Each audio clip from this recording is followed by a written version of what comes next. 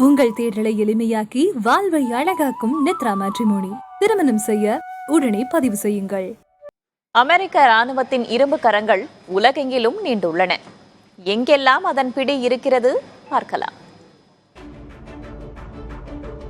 சுமார் 12,000 கிலோமீட்டர் தொலைவில் உள்ள ஈரானை தாக்கியுள்ளது அமெரிக்கா.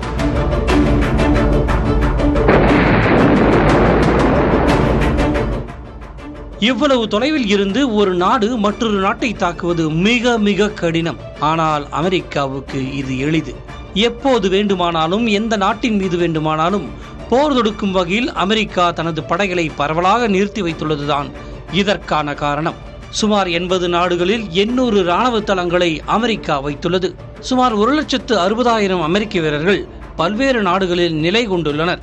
ஆசிய கண்டத்தில் எப்போதும் கொந்தளிப்பாகவே இருக்கும் மத்திய கிழக்கில் 19 இடங்களில் 50,000 வீரர்களை அமெரிக்கா நிறுத்தியுள்ளது.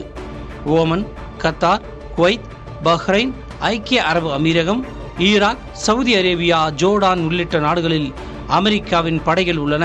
ஜப்பானில் அதிகபட்சமாக 14 தளங்களை அமெரிக்கா வைத்துள்ளது. இங்கு 53,000 வீரர்கள் உள்ளனர். தென்கொரியாவில் 8 தளங்களில் 23,732 பேர் உள்ளனர். பிலிப்பைன்ஸ், தென்கொரியா, ஆஸ்திரேலியா ஆகிய நாடுகளிலும் அமெரிக்கா தனது படைகளை நிறுவியுள்ளது. ஐரோப்பாவில் Germany, Italy, Britain, Poland, Spain ஆகிய நாடுகளில் அமெரிக்க படைகள் உள்ளன. இவை தவிர மேலும் பல நாடுகளில் சிறிய அளவில் அமெரிக்கா தன் படைகளை நிலைநிறுத்தியுள்ளது.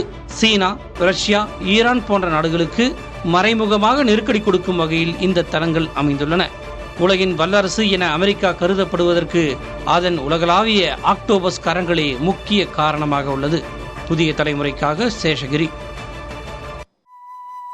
உங்கள் தேர்தலை எளிமையாக்கி வாழ்வை அழகாக்கும் நித்ரா மேட்ரிமோனி. திருமணம் செய்ய உடனே பதிவு செய்யுங்கள்.